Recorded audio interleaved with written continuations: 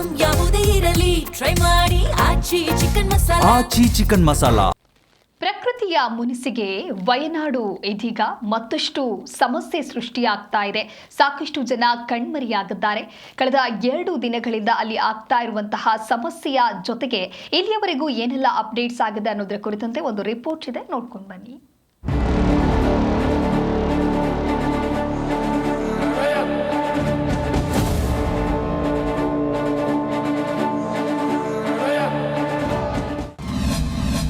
ಸುನಾಮಿಯಂತೆ ನುಗ್ಗಿ ಬಂದ ಕೆಸರು ಮಿಶ್ರಿತ ಮಣ್ಣು. ಕಣ್ಣಿನ ರೆಪ್ಪೆ ಮುಚ್ಚಿ ತೆರೆಯುವುದರೊಳಗೆ ಸರ್ವನಾಶ. ಮಳೆಗಾಲ ಶುರುವಾಯಿತು ಅಂದ್ರೆ ಸಾಕು, ದೇವರ ನಾಡು ಕೇರಳಂ ಜವರಾಯನ ಅಟ್ಟಹಾಸಕ್ಕೆ ಸಾಕ್ಷಿಯಾಗುತ್ತೆ. 2024ರ ಆ ಮಹಾ ದುರಂತದ ಕಹಿ ನೆನಪುಗಳು, 300ಕ್ಕೂ ಹೆಚ್ಚು ಜೀವಗಳು ಮಣ್ಣಾದ ಆ ಕ್ರೂರ ಇತಿಹಾಸ ಇನ್ನೂ ಹಸಿಯಾಗಿಯೇ ಇದೆ.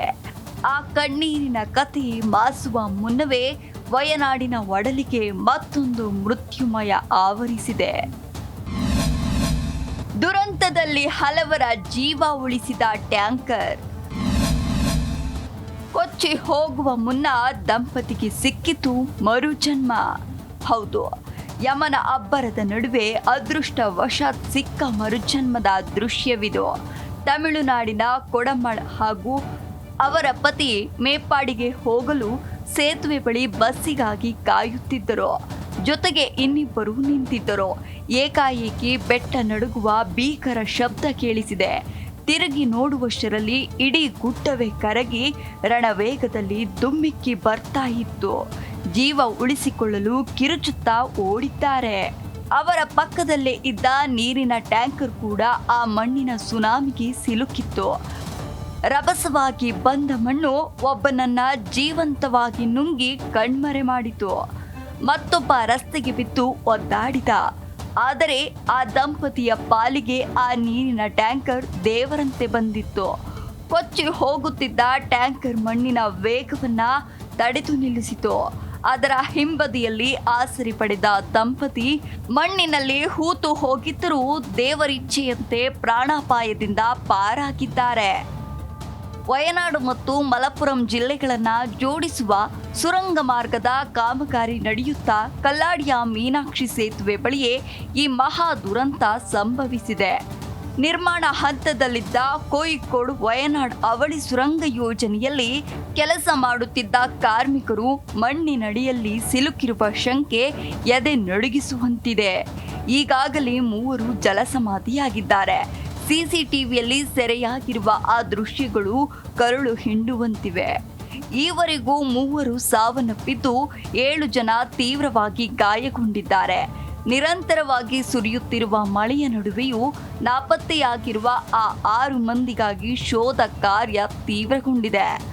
ಅದೃಷ್ಟವಶಾತ್ 9 ಜನ ಸುರಕ್ಷಿತವಾಗಿದ್ದು ಸ್ಥಳದಲ್ಲಿ ಶ್ವಾನದಳ ಹಾಗೂ ರಕ್ಷಣಾ ಪಡೆಗಳು ಪ್ರತಿ ಅಂಗುಲವನ್ನ ಜಾಲಾಡುತ್ತಿವೆ. ವಯನಾಡಲ್ಲಿ NDRF ಇಂದು 30 ಜನದ ಅಂಗ ಇಲ್ಲೇ ಇರುತ್ತೆ, ವಯನಾಡಲ್ಲೇ ಇರುತ್ತೆ. ಸೊ ಅವರು ಇಮಿಡಿಯೇಟ್ ಆಗಿ ರೆಸ್ಕ್ಯೂ ಆಪರೇಷನ್ ಸ್ಟಾರ್ಟ್ ಮಾಡಿದ್ದಾರೆ. ಫೈರ್ ಅಂಡ್ ಸೇಫ್ಟಿ ಆಫೀಸರ್ಸ್ ಇದ್ದಾರೆ, ಸಿವಿಲ್ ಡಿಫೆನ್ಸ್ ವಾಲಂಟಿಯರ್ಸ್ ಇದ್ದಾರೆ. So almost 167 personal rescue operation ಅಲ್ಲಿ ದೇ ಆರ್ ಆಕ್ಟಿವ್ಲಿ ಇನ್ವಾಲ್ವ್. ಇವಾಗ ಅಲ್ಲಿ ವರ್ಕ್ ನಡೀತಾ ಇರೋ ಜಾಗದಲ್ಲಿ 27th of June ಇಂದ ವರ್ಕ್ ಸ್ಟಾಪ್ ಮಾಡಕ್ ಹೇಳಿದ್ವಿ. ಹಾಗಾಗಿ ವರ್ಕ್ ನಡೀತಾ ಇರಲಿಲ್ಲ. ಓನ್ಲಿ ಸರ್ವೆಲೆನ್ಸ್ ಗೆ ಅವಶ್ಯ ಆಗಿರುವಂತ ಜನ ಮಾತ್ರ ಅಲ್ಲಿದ್ರು. ಸೊ ಹಾಗಾಗಿ ನಮ್ಗೆ ಮೇಜರ್ ಕ್ಯಾಶುಯಾಲಿಟೀಸ್ ಇಲ್ಲ. ಅವರ ಸ್ಟಾಫ್ 3 ಜನ ದೇ ಆರ್ ಫೌಂಡ್ ಡೆಡ್. 5 ಜನ ಮಿಸ್ಸಿಂಗ್ ಇನ್ನೂ ರಿಪೋರ್ಟ್ ಮಾಡಿದ್ದಾರೆ. ಮಿಸ್ಸಿಂಗ್ ಜನನ ಹುಡ್ಕೋದು ಇವತ್ತಿಂದು ಮೇಜರ್ ಆಕ್ಟಿವಿಟಿ ನಮ್ಗೆ. ಮತ್ತೆ ಈ ಬ್ರಿಡ್ಜ್ ಇದೆಯಲ್ಲ, that is the major connection between Meppadi and those 4 wards. So ನದಿಗೆ ಉರುಳಿದ ಬಸ್, ಕರುಳು ಹಿಂಡುವ ಸಾಹಸ. ಕಲ್ಲಾಡಿಯ ಮೀನಾಕ್ಷಿ ಸೇತುವೆ ಬಳಿ ಪ್ರಕೃತಿ ಸೃಷ್ಟಿಸಿದ ಅವಾಂತರ ಇಷ್ಟಕ್ಕೆ ನಿಂತಿಲ್ಲ. ಗುಡ್ಡ ಕುಸಿದ ರಭಸಕ್ಕೆ ಖಾಸಗಿ ಬಸ್ಸೊಂದು ನಿಯಂತ್ರಣವನ್ನ ತಪ್ಪಿ ನೇರವಾಗಿ ಉಕ್ಕಿ ಹರಿಯುತ್ತಿದ್ದ ಮೀನಾಕ್ಷಿ ನದಿಗೆ ಉರುಳಿ ಬಿದ್ದಿದೆ. ನದಿಯ ಪ್ರಬಲ ಹರಿವಿನಲ್ಲಿ ಬಸ್ನ ಅರ್ಧ ಭಾಗ ಮುಳುಗಡೆಯಾಗಿದ್ರೆ ಒಳಗಿದ್ದ ಪ್ರಯಾಣಿಕರು ಜೀವ ಉಳಿಸಿಕೊಳ್ಳಲು ಆರ್ತನಾದ ಮಾಡಿದ್ದಾರೆ. ಸ್ಥಳೀಯರು, ಪೊಲೀಸರು ಹಾಗೂ ಅಗ್ನಿಶಾಮಕ ಸಿಬ್ಬಂದಿ ಪ್ರಾಣದ ಹಂಗು ತೊರೆದು ಅತ್ಯಂತ ಸಾಹಸಮಯವಾಗಿ ಬಹುತೇಕ ಪ್ರಯಾಣಿಕರನ್ನ ರಕ್ಷಿಸಿದ್ದಾರೆ. ಆದರೆ ನದಿಯ ನೀರಿನ ಸೆಳೆತ ಹೆಚ್ಚಾಗಿದ್ದರಿಂದ ರಕ್ಷಣಾ ಕಾರ್ಯಾಚರಣೆಯ ನಡುವೆಯೂ ಕೆಲವರು ನೀರಿನಲ್ಲಿ ಕೊಚ್ಚಿ ಹೋಗಿದ್ದಾರೆ ಎನ್ನಲಾಗಿದೆ. ನದಿಯುದ್ದಕ್ಕೂ ತೀವ್ರ ಶೋಧ ಕಾರ್ಯ ಮುಂದುವರಿದಿದೆ. ಸೋಮವಾರ ಸುರಿದ ಧಾರಾಕಾರ ಮಳೆಗೆ ಕಲ್ಲಾಡಿಯ ಇಡೀ ಪರಿಸರವೇ ನಲುಗಿದೆ. 2 ವರ್ಷಗಳ ಹಿಂದೆ ಇದೇ ಮೆಪ್ಪಾಡಿ ಬೆಟ್ಟಗಳು ಕುಸಿದು ಬಿದ್ದಾಗ ಇಡೀ ದೇಶವೇ ಕಣ್ಣೀರು ಹಾಕಿತ್ತು.